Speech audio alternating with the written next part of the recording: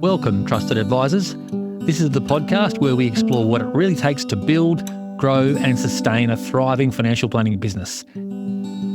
Every fortnight, you'll hear candid conversations with the leaders, innovators and trailblazers of our profession. People who have navigated the challenges, embraced the opportunities and are willing to share what they've learned along the way.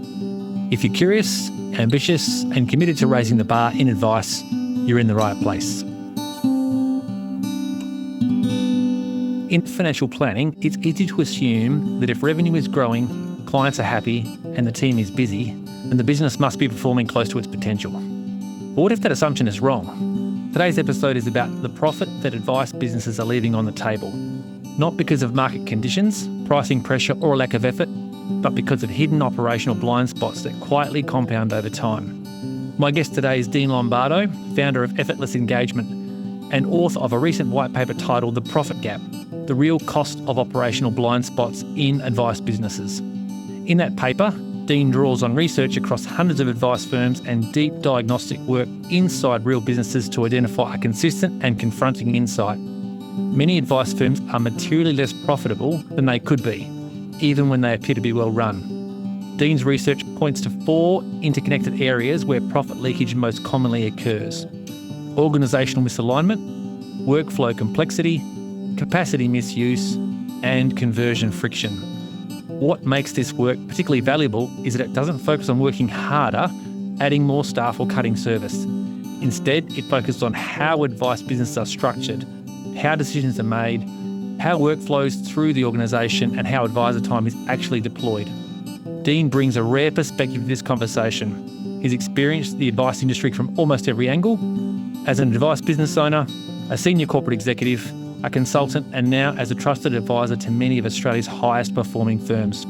In this conversation, we unpack what the profit gap really is, why it's so hard for business owners to see from the inside, and what practical steps leaders can take to recover profit that's already embedded within their existing business, without compromising culture, client experience, or long-term sustainability.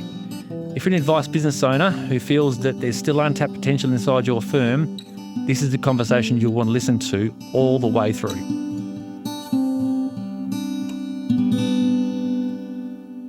Welcome, Dean Lombardo, to the Trusted Advisor podcast. Great to be here. Thanks, Rob. Great to have you on this morning, Dean. It's bright and early for me and still morning for you, just being over in sunny Melbourne. You've had a particularly hot week last week. We did a pre-chat and you were saying it was 45 in Melbourne last week. So it was a unusual experience, I'm sure, for Melburnians. It was. Apparently we were the hottest place in the world, and no surprise, on the weekend I had a jumper on.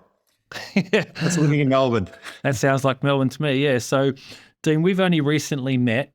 We've both been around a long time, which seems crazy we've only just met, but our mutual acquaintance, Jonathan Elliott, down at Collins SBA, introduced me to you. You've been doing some work with the Collins SBA team, and John has been very happy with what you've done with them, and we were chatting, and he said, you should talk to Dean, and so here we are. So again, thanks for joining me. I'm going to start by referencing something you've just published.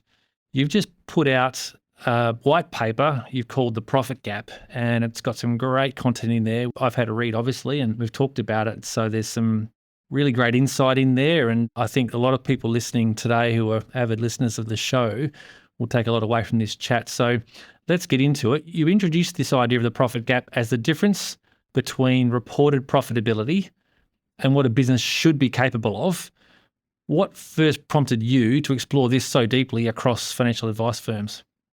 Yeah, and great question. I think as a consulting business, we've been seeing a consistent trend really across advice firms for some time now. Top line revenue's been really strong for most firms, in some cases, I guess, at record levels, with incredible opportunities sitting within those client bases. Yet, despite all that, when we really look under the bonnet, profit margins appear to have been stuck in neutral. And once you see that pattern across enough businesses, you start to realise it's not a firm by firm issue. It's a systemic one. And it was one that we were able to codify into what we call the profit gap, as you mentioned. And it was a way to explain and ultimately help businesses close that hidden distance really between where they are today, but ultimately true business potential. Yeah, for sure. And many business owners are feeling busy. As you say, there's a lot of work out there at the moment and everyone's feeling a bit stretched at times because of the demand for our services, and they're feeling commercially disciplined. And yet your research suggests profit leakage is still widespread, as you just said. Why is the profit gap so hard for leaders to see while they're inside their own business? I think in some ways it's like many things in life. The closer you are to the work and in the business, it's harder to step away from it and really see the picture in its entirety. Certainly from our perspective, when we're engaging with business owners in particular, most will have a sense that the business isn't fully optimized in terms of their current position, but actually being able to solve the problem and step away from the fragmented issues that exist in the business, it can be challenging for business owners. So I think, Rob, more so than anything, it's just the ability to actually step away and see the business in its entirety. Yeah, I guess that's what you do there, is to help them from an outside perspective. That objective observer is it's a powerful lens to put on a business, isn't it? Because when you're in it, you are in the fog of war. Often there's so much going on, it's hard to see what someone who's been consulting to many other businesses can see quite plainly. And you've really articulated that well in this latest white paper. You identify in that white paper organisational misalignment as a foundational source of profit leakage. What does misalignment typically look like in a practice, inside advice firms, even the well-run ones? It's interesting when, again, you have the privilege of actually going in and seeing the business operate. Look, fundamentally, organisational misalignment, it exists where, let's say, leadership intent is not consistently embedded into the structures, the roles, the incentive plans, performance mechanisms, all those sorts of things that actually govern day-to-day behaviour. And what we see is that without it, individuals, and that can include the leaders, Rob, they can default to judgment-based behaviours rather than disciplined execution. So, we'll see a whole host of things in practice. So let's say there's no defined or up-to-date strategy and roadmap. That'll mean that KPIs don't correctly cascade into individual, say, PDPs and even the REM model itself. There may be no organisational capacity plan in place, and that means that hiring the right roles at the right time becomes very, very difficult. And equally, the sequence of initiatives can be challenging. And certainly we see an effort-based approach to solving reactive problems, again, rather than having a dedicated strategy that's in place. So while they're just a few examples, what we find with organisational misalignment is that ambiguity that ultimately results in inconsistent execution and fundamentally suboptimal decision-making. Yeah, I can certainly relate to what you're describing. It's about having a systematic way of doing things. Everyone understands that, as you say, it cascades into PDPs, but also into that, as you say, the REM model. So having everyone being clear of what's expected and when is a huge one. And having that consistency too, isn't it? Where, as you say, rather than just being effort-based or judgment-based, it's actually based on a system everyone understands that everyone can follow. Yeah, and when you're getting multiple leaders, no one goes out of their way to do the wrong thing. That doesn't happen. But what we have is a difference in viewpoint with regards to where priorities are in the business, where we should be focusing our attention. In all businesses, irrespective of size, there's a limited amount of resources available and where those resources should be deployed. So that ambiguity, it leads to profit leakage, but largely it leads to that leakage because we've got individuals who, again, are making judgment-based decisions, and those judgments can be different. Yeah, you argue that leadership teams often agree on goals, but here's that point about the judgment you're making, but not on the priorities and sequencing of those priorities, or they're not negotiables. Why is that distinction so commercially important for business? Well, what you find in practice, of course, is that if we commence a program of work in a journey and we've got differing viewpoints on priorities, we can start a particular program of work, or businesses can start that, invest a lot of time, a lot of money and a lot of resources, and get part of the way there before a distraction occurs and we move into another area where we perceive that we've got another issue we need to solve for.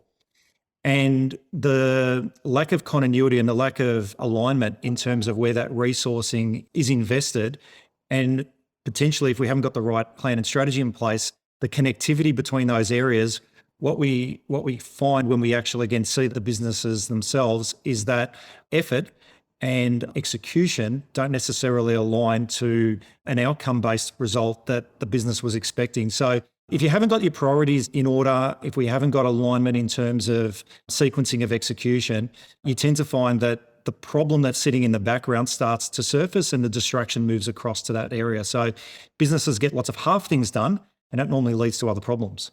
Yeah. How often do you see great firms meet as a leadership group. What's typical in your experience of seeing firms that seem to get that alignment thing done pretty well at leadership level, which is so important? It starts there and then cascades down through the organisation. How often are they meeting in a structured way? Largely depends on the size of the business. I don't think there's a one size fits all approach to it. And there's the formal aspects of leadership teams coming together, and then there are obviously informal aspects. Typically, depending on, again, the size of the firm, we may find that leadership meetings take place, for example, on a fortnightly basis, which is really almost BAU type mechanics associated with the business itself, leading into more quarterly business type planning where it's a review of the quarter itself to that particular point, and it's also the formalising of the next quarter. So in our world, as we work with businesses, we tend to work in an environment where we encourage 90-day plans that link back to a more robust longer-term plan. It's the prioritisation of that plan. It's the agreed accountability towards the effort associated with that plan that's really important. And that's a combination of an operating rhythm where we're obviously tracking to that plan, but also an operating rhythm where the leaders are moving through issues that occur within the business in an orderly way. So yeah, again, typically, again, depending on the size of the business, it may even be weekly, but certainly at the minimum, it's fortnightly. The leaders are getting together and working through things, again, right through to quarterly. So I'd say the size of the business probably dictates a little bit of that, Rob, but there's certainly an operating rhythm which is transparent, and there's a purpose behind when the leaders get together. So they're not just getting together and having a chat, how are we going? There's actually a framework that those particular meetings involve and accountability measures associated with it. Yeah. I've got this theory. I'm keen to hear your thoughts on it. So staying aligned as a leadership group, it's about getting your reps up. Like at the gym, to train strength in anything, it's about repetitions, basically. So if you're meeting only monthly as a leadership group and then quarterly you're doing a more formal board meeting perhaps, you're not getting your reps up in terms of staying aligned. And so you mentioned fortnightly. We, in fact, meet weekly. We do it in a lunch break, so to speak. People bring their lunch in aside, but we're covering things on a weekly basis. But it's about just keeping our reps up always and maintaining leadership strength, which is keeping everyone connected to what's happening, everyone informed, and making sure we're all aligned on the things that are most pressing in the business. So yeah, I can really relate to that. I do relate it to that sort of reps model and think that you don't want to let that drift and go month to month to the gym. It just doesn't quite get you the results. No, I agree. And I think that's great what you're doing in your business. And I think the size of the business and the operating rhythm needs to work for that business. So a smaller business, for example, will have a combination, we'll call it, of workflow meetings and leadership meetings that form part of a similar cycle in that weekly cycle that you described. But equally, as you get larger, when you have distinct leaders in the business, ensuring that those reps, as you describe it, are in place is important, and making sure that there's alignment to both purpose, that there are clear KPIs and accountable goals that are being tracked and measured, because it's great to have a feel in terms of what's occurring, but you do need data to actually support decision-making, and that data needs to align to agreed standards and expectations in the business. For sure. My next question is a favourite one. Performance-linked remuneration models do feature heavily in your findings. This is a most vexing issue for many firms. Why do so many advice businesses struggle to design REM structures that genuinely reinforce profitable behaviour? Yeah, a great question. And it's a great question when you consider that we're coming from the financial planning or financial services industry. You think it'd be one that we would have solved for in a way that makes sense from an industry standpoint going back a long time ago. I think there's historical reasons why some firms struggle with it. And most definitely, I'd say the majority of businesses, when we first look under the bonnet, most have at best effort-based remuneration structures rather than performance-based structures. In fact, there's a good percentage who don't have any structured approach to having a REM model. But I think most businesses struggle with it because there are so many options and there are so many models. And at times they may embark on a particular model which, again, it rewards effort, but it isn't producing the result that the business owners expect. Or they may move down a performance-based model, but actually struggle with the difficult conversations that can come from actually holding people accountable to performance-based measures. So it's a combination of things, Rob. Yeah, I would agree. I think everyone listening to that one, I think there's a lot of people that would be, and I've been in study groups and participate regularly in forums of advisors talking about this one comes up a lot because people don't have one way. It's just there's so many different variations and models out there. And as you say, a lot of them are effort-based, and that doesn't always lead to the right outcomes because performance-based results is obviously what drives the business forward. It's what helps pay the extra remuneration that may go with that performance. So getting that right is so critical and yet so difficult. So a lot of people can relate to that question and have struggled. And we did for many years, I must confess, same scenario, struggled to get that right. Feel like we've got that pretty well nailed down now, thankfully, because I would say if you said to me, what's the one thing that's made the biggest difference in our business, it would be this. And I think if anyone would focus on one thing alone, getting this part right, how to actually do performance-based remuneration, it makes the most profound difference to your business performance. It gives people clarity as to what's expected of them. And it means they therefore have that clarity, which they want. They want to know what's expected of me so they know if they're doing well or not. So they're not going into their performance review meeting really unclear as to what's going to happen, what's going to be said about me in here. So I would say if people are thinking about one thing to focus on to make the business better, this would be one for sure. Do you want to add anything further there before I kick off the next question, Dean? I think you said it really well. Like, it's a massive item. In fact, in our work, it almost forms part of the top 2 or 3 action items or priority action items for many businesses. The solution to solving the REM-based model and having it performance linked does go back to the organisational misalignment component we spoke about early on, and having clarity and a clear roadmap in terms of what success looks like from the business perspective, and cascading those metrics through to the REM model as well. So everyone's working towards a common goal.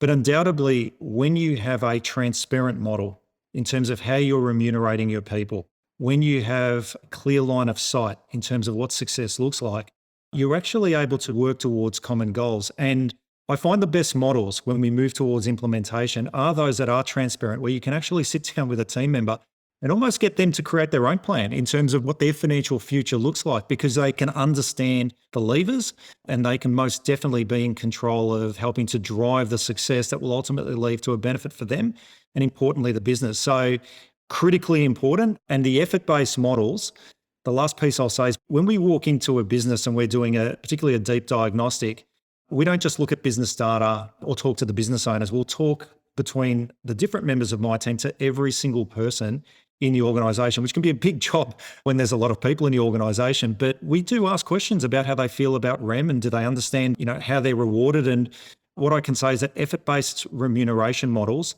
normally lead to team members seeing any form of incentive associated with it as really deferred salary. And the issue, of course, with deferred salary is that it's an expectation. People expect to be paid irrespective of the outcome.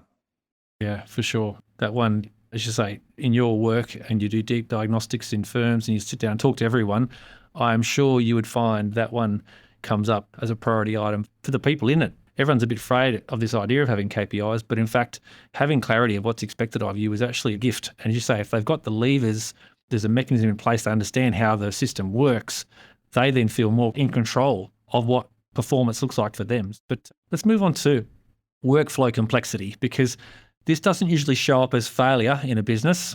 Work still gets done, clients are still being served, but what are the early warning signs that you see that complexity is quietly eroding profitability? It's an incredible area, and it's one that we start to see quite early when we start looking at 2 key elements. One will be particularly advisor variance. So where we see similar work, not just advisor variance, but where we see variance across similar roles in terms of their execution of similar duties. But advisor variance is often the biggest component because advisors drive workflow. Okay, so if advisors are operating differently, setting different expectations, if workflow is moving differently throughout the organisation, the complexity associated with delivery can be enormous. So that's absolutely one component. And sort of what goes hand in glove with it are the number of handoffs associated with doing routine tasks and routine work. So handoffs is most definitely one of the quickest ways that we see profitability eroded in terms of workflow, because every time you do a handoff, there needs to be a transfer of knowledge, but alongside that, people are stopping work to pick up work, and that creates complexity in itself. Yeah. This one is an area of attention for us about advisor variance as you grow your team. As you say, you said earlier on in the chat here that people aren't trying to do the wrong thing. They're trying to do the right thing. But what they do in trying to do the right thing for every client, they may build in habits and practices they think works well for their client group, but that starts to bring in variation. And then when you've got your client services team looking at oh, this advisor wants it this way, this advisor wants it that way. You introduce a great deal of workflow complexity, and no doubt there's a profit leakage there. You describe it as probably one of the biggest structural drains on efficiency, advisor variance. Why does advisor discretion become such a scaling problem? I think we kind of alluded to it, but do you have anything further to add specifically to that? Because every business is trying to grow, but scaling, as you know, everyone aspires to if they are looking to grow, advisor variance is sort of creeps in pretty quickly, doesn't it? Well, you can't build effective systems with variance. So if we've got 10 advisors in an organisation and 10 different ways in which common work is carried out, it's pretty hard to build a system of work. And when you're seeing that variation unfold, typically the service roles take the lead from the advisors. And so you described it just a moment ago. You may have, let's say, a client services person who has two different advisors producing or wanting outcomes in two different ways. Makes it really difficult for them to both prioritise their work and execute their work efficiently. So it's an incredibly big problem. But back to what you described earlier on as well, if you take a single advisor in an organisation of which there are 10 advisors, just for illustration, generally speaking, that single advisor will have a broadly consistent way in which they operate within their client base. Okay, so they'll generally operate reasonably consistently. The issue is if we've got 10 different consistent approaches, what is the business's way? What are we building towards? When we bring in our 11th advisor, which of those models or which of those approaches are we actually building towards? So when we talk about advisor variance and the erosion of both efficiency and value, it's because we can't scale that up. We can't materially build a system that has that much variation built into the model. Yeah. You said something there I want to dig into. You said there that a lot of businesses, they're running effectively top down. The advisor is determining what's required and what's expected of the client services team member supporting them. But in fact, I think what you're alluding to there is if it's a bottom-up approach, instead the client services team know what's expected from the advisor, and they in fact hold the advisors accountable for adhering to that. That's actually a much more effective way of getting consistency and getting the advisors to align, because then the client services team almost becomes the engine room of how things are done. And I can relate to a story in our practice where we have one advisor who is a great charismatic individual and can be at times a little bit chaotic, perhaps at times, but we've empowered his support person because he's a great advisor and super well-intentioned and very values aligned to us, but needs clear structure. And we've empowered his client services team member to be very clear as she's really driving the agenda as to what's expected. And that's making a tremendous difference for her, and ultimately will make a great difference for him as well, because he'll then be able to follow structure, which is not his natural inclination. So I can relate to that. Do you see firms do it that way, essentially, where the client services team are effectively driving the way things should be done because they know what the standard is? Yeah, simple answer is yes, but the extension element, it's actually having a business way of operating, which transfers through all roles. So if we've got a common way in which we're preparing for our meetings, a common way in which we're doing work post meetings, the advisor variance component is almost eliminated because the expectation of how work flows through is defined and it's repeatable. And it's that repetition that creates predictability in the business. It's actually where we give the greatest value back to our clients, because that predictability, you can ultimately build trust through that mechanism. So advice philosophies, Rob, are undoubtedly the gateway to workflow efficiency. So when we talk about our client services managers in that example, sort of driving the work upstream, there's a connecting piece between advice and the execution component associated with advice that may lead to a administrator or client services manager performing that work. When we've got clear advice philosophies, our best ideas, and they're repeatable in execution, we can actually upskill everyone in the business to be ready to cater for that client demand and the demand that flows through from advice. But ultimately, with a shared philosophy, we're actually able to enhance the client experience. So it's top down, it's bottom up, but ultimately it's the business way. That's what governs and defines how we can remove workflow complexity. Yeah, because as you say, I think most businesses, a vast majority of things are done one way. Like there might be 80%, 85% even, but it's that last 15 to 20% where there's variation that creeps in that creates the problems. And as you say, having a clearly defined business way that everyone understands and can expect, that is how you can train the next team member. Because in reality, there's one way, everyone knows it, so anyone can support the development of that new team member coming in. So you can really grow effectively because there's a known way that everyone can support the next person's development following the agreed approach, because without it, depends on who trains them as to what they decide to do. The other part, sort of as you move from the business way into the next component of business growth, is that when we do have a common business way of operating, it doesn't mean it's static. In fact, life is dynamic, nothing stays still. But when we have a common framework in which we're operating, we can have new ideas, we can have potentially better ways of working. But when we uncover those better ways, it translates through the entire business. Everyone benefits. Whereas when we're running siloed approaches, or when we're running approaches which have high variation, I know we're talking about advisor variance, but you can see variance across different roles as well, Rob. You can see different variance across associate advisors, paraplanners, even client services. People book clients indifferently, or they might keep clients up to date in different ways. But when we've got a common way in which we're operating, we can actually always look to build on that and streamline those learnings through the entire organisation. And so we can have rapid iteration in businesses that are well structured and have a common framework in which they operate, versus those that are fragmented or have greater degrees of variance. It's a much more complex component, changing just about anything. So it's actually not adding value to the client, and it's most definitely not adding value to the business. And we certainly see at the end of the day reasonable leakage, certainly from a profit perspective, associated with those particular models. Yeah, and I'd think that anyone listening to that would hear that that's a very obvious profit leak. I think everyone, even the business owners who are flat out, know that there's too much variation here, and that's actually causing us some grief when we're trying to get the job done. So I want to now move on to the next point that you've made in your white paper, and I want to start by just sharing something that I read, and you may have read this too. Michael Kitces in the US does research, and he developed this advisor productivity research piece and came up with the top 4 things, and there's more than 4, but he said the top 4 things that actually leads to higher advisor productivity. The first one was implementing the right team structure. In his view, a triangle is the best, essentially a lead advisor, an associate supporting them, and one client service associate. Any more than that, you start to lose some of the gains of having to manage more people that come with that, having just the 2 to support you if you're an advisor. That's the first one. And so that sort of triangle structure is what he proposes. And this is available on his website, and I'll put a link in the show notes for those that want to read it. The second was about client affluence, which is about serving more affluent clients increases revenue per client, and essentially you don't spend twice as long on a client with a fee that's twice as much. So you do get some gain there in terms of the return. The fourth one, and I'll come to the third one in a second because it's the one we're going to talk about. Fourth one was pricing confidence, which is having clear fee minimums and aligning price with value delivered. So pricing confidence, a lot of people could relate to that. But then this third one resonates with your findings as well, which is about optimizing face time with clients.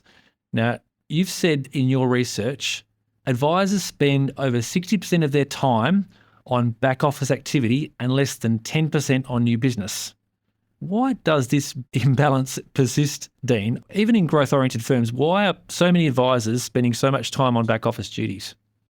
Well, there's a combination of reasons for it. And as much as we're talking about the different elements of profit leakage as codified in our paper, there's an integration between all of these areas. So when we've got organisational misalignment, for example, and we've got workflow complexity, it normally starts to give rise to advisors needing to spend more time in areas that are back office orientated, right? So they might feel like they need to spend more time doing checks, or they might be spending more time doing administrative things that are not necessarily of high value relative to the role.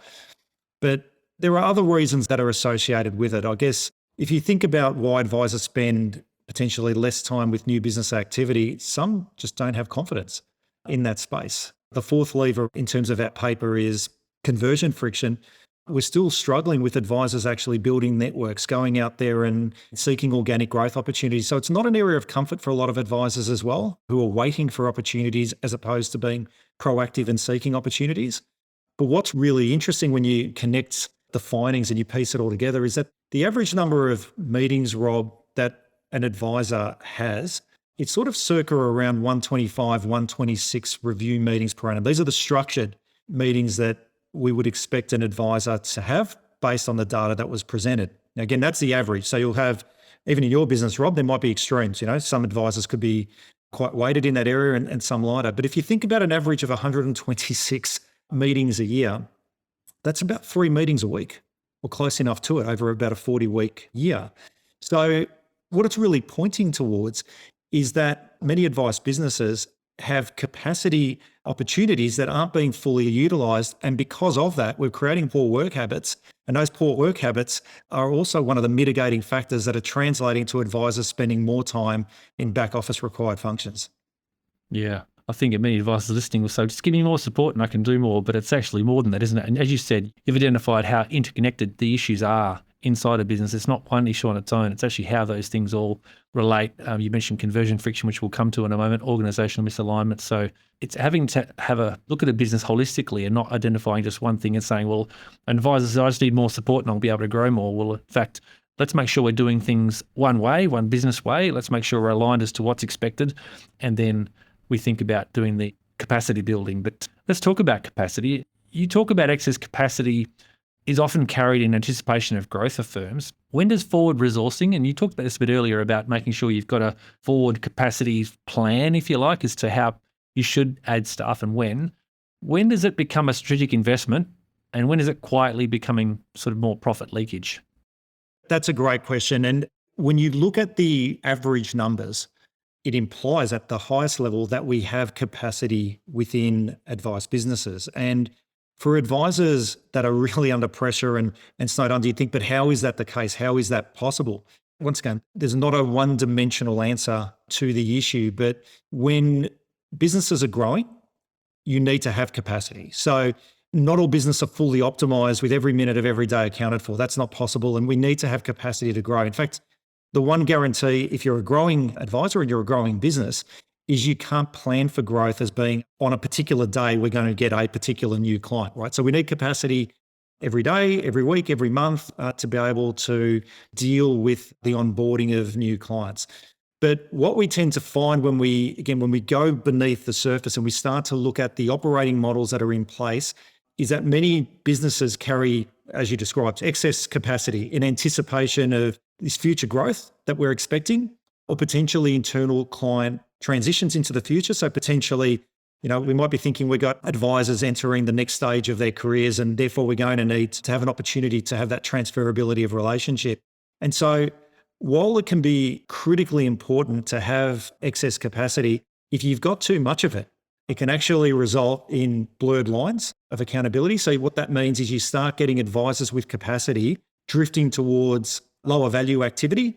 And that sort of goes back into that back office component. So they've got to fill their time. And what they'll do is they'll start filling their time on really lower value activities. And those inefficiencies ultimately become embedded in day-to-day operations. So the expectations become that advisors will perform more of those lower level activities and we're not actually extending ourselves moving forward. The other part that's really important from a profit leakage perspective is while we see that there's capacity, typically what occurs is the advisors who have that greatest capacity, so potentially the less experienced advisors who might be coming through, often lack the capability to drive external growth. And so what happens is, again, you get this vicious cycle that's occurring in the business. Cost bases actually go up in terms of the expense line, and that places pressure on profitability. So there's a balancing act, and the truth of the answer to how we solve for that is by actually having a capacity plan in place for the business to know when we recruit, having defined, again, KPIs, responsibilities, having a competency framework associated with showing our advisors, or those younger advisors in particular, how to move forward in the business by having a transition plan that makes sense and not hoping that capacity is going to be filled, but actually planning for it. Because without it, and we see this often in our work, we start seeing limiting beliefs enter organisations in terms of what is a busy day, what is capacity, and that sort of then starts to perpetuate through, we'll call it an average working day being seen as an excessive work day. Yeah. Just dig a bit deep on that one for me, Dean. What does good capacity planning actually look like in a firm? Because as you said, you raised a couple of issues there as to what business should be thinking about. I think this is a challenging one for a lot of firms because they haven't really got a structured way of thinking about when to add the next person, who should be the next person that's added, because they may be in fact adding the wrong people in terms of what the team probably most requires. So what, in your experience and when you're consulting to firms and giving them guidance in this area, what does good capacity planning actually look like? So good capacity planning starts with a lens in terms of what the business is actually trying to achieve. This is that integration piece coming through in our conversation again, and not trying to solve one issue without a lens in terms of how all the pieces are going to come together. So if we're wanting to create a really solid capacity plan, we need to have a lens in terms of where the business is heading and what our operating model actually looks like. Embedded within there needs to be a view of the client experience, what the expectation is in terms of service standards. If you sort of flow that back through to the business's way, the clearer we are on the business's way, the greater the ability to actually have a viewpoint with regards to expected time of different roles associated for the common work that we expect to see. And it's fair to say, Rob, that the one part of the work that we should have the greatest ability to be pretty confident that we're going to know what's going to occur in the future is work associated with our existing clients. Because most of that work is structured. Yes, I know there are some unforeseen things that take shape, but it's not unforeseen with every client all the time. So we can be quite structured and diligent in terms of being prepared for what is within our offer. If we've got a really solid cash flow philosophy and things of that nature in place, we can have really solid planning in terms of minimising things, for example, like ad hoc withdrawals and things like that. Again, they just add waste into the operating channel and actually dilute client value. So having a really solid capacity model means knowing those ingredients. And what we tend to do when we're starting to mold that into a viewpoint of the business, and this is why it's dynamic, not static, is really when you're starting to see a business or roles reach about 70% capacity, you know you're needing to get ready to recruit, or you know you're getting ready to needing to bring in or have other avenues of releasing capacity. Importantly, it's not always, Rob, about recruiting. Sometimes it's about re-exploring the system to remove waste to create capacity as well. Okay, and that's why you can't let things drift in an organisation, because all systems will slowly have friction and that will lead into profit leakage as well. So there are levers that we need to pull. You need to have a clear view of the operating model, but ultimately, as I said, about 70%, sort of leaning into that 80% mark. If you're a growing business, you don't really want to get too far beyond that before we've got more capacity levers being pulled to actually make sure that we're not going to upset organic growth and then go backwards to go forwards. Yeah. Something, as you were just saying that, it reminded me of something you said last week as well, which is you've got some favourite metrics that you use to determine how a business is performing. Can you just recount those for me? I think direct costs was one of those. Do you want to capture those KPIs, if you like, a business level KPIs, which really helps people understand how you think and look at a business in terms of where is it at in terms of the projected position? Yeah, absolutely. I think first and foremost, if we're actually looking at optimizing business performance, the first thing we're going to want to look at, and it's a standard metric in all organizations, it's actually revenue per advisor. Okay, so you won't be able to achieve high performing profit results if we're not actually able to maximize revenue per advisor. So this goes back to the component, Rob, around capacity misuse and potentially having too much capacity within your organization because your averages are going to be constrained if that's the case. So we certainly want to maximize advisor revenue. And that involves all the things we've already talked about, both in terms of reducing workflow complexity to free up advisor time, to spend less time in the back office, and ultimately, have a great framework around organic growth in particular and have new business activity. But if we can see that component, obviously we can look at some sub-lenses. Direct costs is one of the next things that we'll consider, and it aligns back to revenue per advisor. So typically when we look at direct costs, we're looking at primarily wages, but it can extend a little bit beyond that in terms of what's the effort that goes into servicing those existing clients. So typically, it's obviously the advisor's salary and incentive plans, might be the associate advisors if applicable, client services managers. If we're outsourcing paraplanning, when we can identify outsourcing paraplannings that's directly associated with an advisor's clients, that will go in there as well. And so we're wanting to understand that lever because ultimately we're wanting to understand gross margin. And if we can understand gross margin and we can get to a really solid number there, that again provides us a really good indication of what we can expect or what we would anticipate would flow through to the end profit result, to the EBITDA level. What's a really good number for businesses to target? That was my next question. Yep. It's a number south of 40%. Okay. So if we can see a number that's somewhere between 35 and 40%, that's a pretty good result. Because remember, we've got to pay our people really well in a model that's growing and rewarding performance. So if we're getting performers, we're going to obviously fund that. But if we're able to get to a gross margin of 60% plus, that's going to give us a pretty good sum if we've got a decent operating model that's going to flow through to shareholders. So that's one example, Rob, of one of the things that we'll consider. But understanding that direct cost number or that percentage, you've got to go to the number above it and actually have a look at the revenue per advisor, because you can be pretty sharp in terms of our servicing costs. But if we're not managing significant or decent revenue, you're going to end up with a pretty low gross margin. Yeah. Okay. So let's get to that one you mentioned earlier, because one of these issues you've identified that is responsible for profit leakage in firms is conversion friction. And it goes to perhaps this revenue per advisor issue, because obviously revenue per advisor is a function of how well are you actually servicing, supporting clients, but also onboarding new clients. People often blame market conditions or client hesitation. Your research suggests it's actually structural. What are firms doing or not doing that slows down revenue growth and what you describe as conversion friction?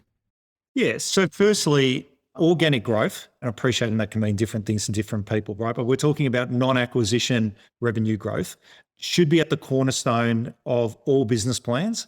It's the safest, easiest, most reliable method of increasing both top-line revenue and then seeing that flow through to the bottom line, again, if we've got a pretty solid operating model. So what do we tend to find? Again, all these factors link together. So we saw earlier on that the average advisor in the industry is spending less than 10% of their time on new business activity. To put that into context, we're talking about less than half a day a week spent on new business activity. That could be onboarding new clients through to obviously going out there and prospecting and building relationships. And so the first thing that we see, and this is evidence in the data, and it's been evidenced in our data for a long period of time, is most businesses actually lack a defined strategy around organic growth. So if we look at the numbers, it's something like less than 20% of advice businesses actually have any form of plan, documented plan, around cultivating centers of influence. So what that basically means is we're waiting for centers of influence to hopefully give us clients, as opposed to building an operating rhythm where we're going to extract value from our referral partners to better serve their clients. Equally speaking, only about 30% of advice firms actually have a documented organic growth strategy. And that translates back to advisors, particularly less experienced advisors, who just don't know how to build those relationships and be proactive in actually fostering organic growth opportunities. So it's structural, it's systemic. You've got to have a system and you've got to have a mechanism of both skilling your people to be able to deliver, and obviously then rewarding people will help guide the behaviours that we're expecting to see. So that is an absolutely critical component. But what also creates conversion friction, Rob, and it's one that I'm sure all advisors listening in will have an appreciation of, is that the harder it is to onboard a client, if we find that it's difficult onboarding clients, it starts getting less attractive for advisors to actually want to go out there and bring on clients. And I often say it's really interesting when we go in and do our work, and I might be talking to roles other than the business owners or the equity owners. It's interesting to see whether they're excited or not in other roles when we're bringing on clients. Like, is it something that we're enthused about, or is it, oh my goodness, more work?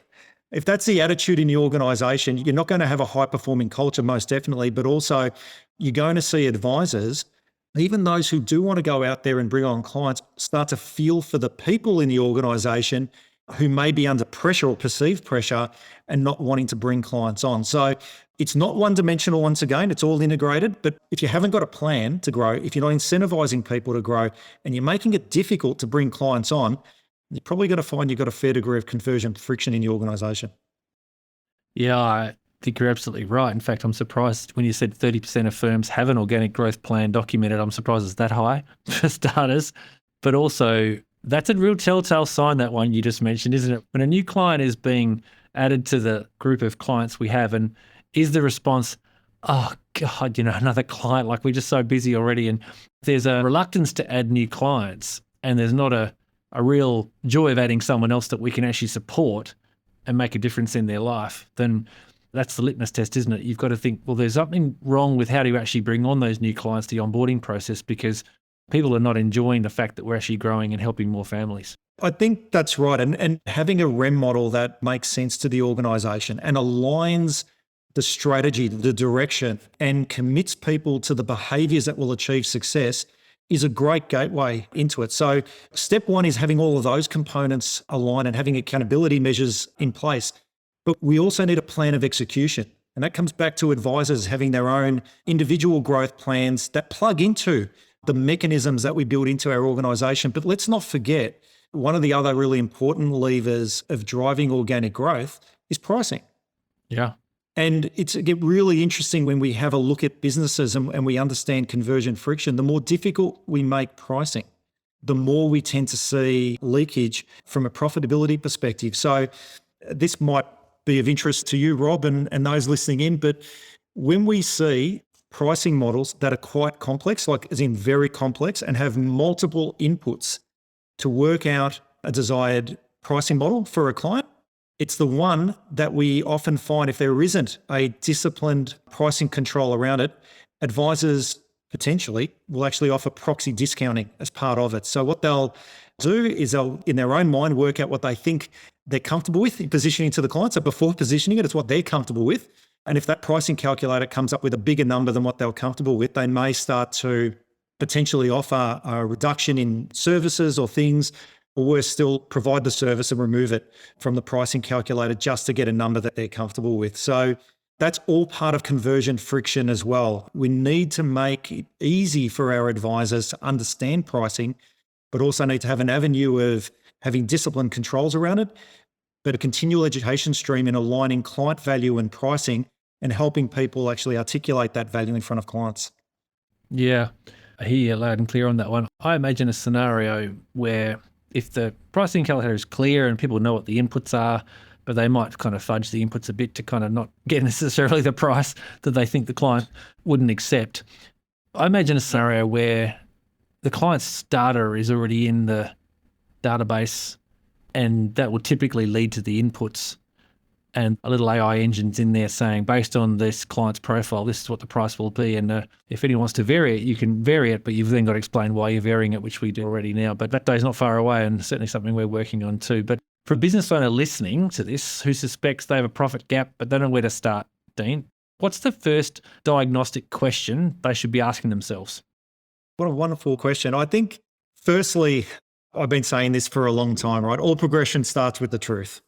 I mean, fundamentally, it's the ability to actually put the mirror back to you in terms of what's occurring in the business. So what's the first thing I would be asking myself as a business owner is, have I actually had a deep look at all areas of the business to understand the interconnectivity of how things are working? Okay, because we're actually able to understand the interconnectivity of our business and bring our people into this as well, right? You can't just do it superficially. You actually have to go into the business as into all areas and have a look at it. But once you've actually been able to do that, it really is all progression starts with the truth, Rob, because once you've seen it, you can't unsee it. And that's normally a gateway to making positive decisions. Sounds like a great approach to an offsite for a team to start with. So look at it, as you say, every team member will have a view because they're all involved and connected to the process. So it'd be a good way to begin an offsite, or at least one of the core sessions for having a team get together, wouldn't it? So I'm curious about this one. This is my final question to you, Dina. Thanks again for your time today. I got one more question for you. If advice businesses successfully close their profit gap, what's the most surprising result? What tends to be the most surprising result you've seen for business owners? Yeah.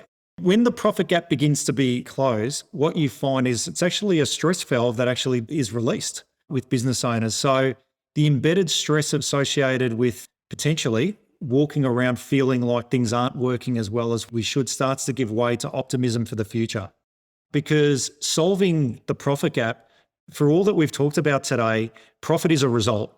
We're actually solving the inputs that drive the result. And so when we're solving those inputs, when we've got a business way of operating that makes sense, when we've got alignment of resources towards a common outcome, when we've got accountability measures that are agreed and are transparent, when we've got a capacity plan that helps our people see where their future is in the organisation and one that aligns to growth, you start seeing that stress removed. And what I tend to find, which is probably the most surprising part, is the entrepreneurial spirit starts to really re-emerge. Mm-hmm. What gets lost with complexity starts to give way to the fact that, we can do more.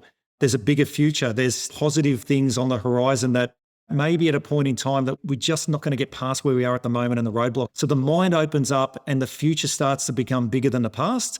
And that's the part that I really enjoy seeing. And for the people in the organisation, there's no coincidence that a business that's growing and performing well And again, when I say performing well, it's got all the right levers in place and normally has people that are pretty happy and committed and wanting to be part of the future of that business as well. So it's not one or the other. Everyone wins in that particular equation. For those listening, just imagine that scenario where those gaps have been closed and the day-to-day goes from feeling like, oh God, we just got so much potential here, but we just feel like we're just walking through mud, to feeling all of a sudden optimistic. And as you say, really entrepreneurial spirit starts to creep back in because things are working and things are really firing and people feel that real energy around it. So that's a great way to finish our conversation, Dean. And your white paper will be linked in the show notes, people to read. It really does hit on those key points and it says so much about how to make a business great. And I can relate to what you're describing because when you solve some of these most core and vexing challenges for businesses, because you're saying things that people know often when you read this white paper, but they know their problems, but they just haven't been able to solve them. And clearly that's the work that you do.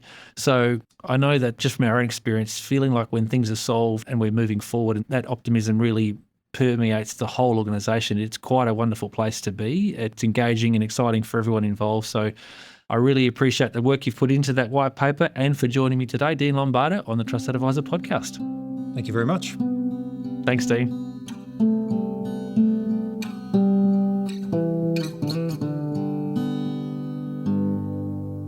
Thanks for tuning into the Trusted Advisor. I hope today's conversation brought you new insights and inspiration for growing your business. If you enjoyed this episode, please subscribe on your favourite podcast platform, leave a review and share it with others in the industry. And don't forget to connect with us on LinkedIn for updates on future episodes. Until next time, keep building trust, embracing innovation and driving success in your practice.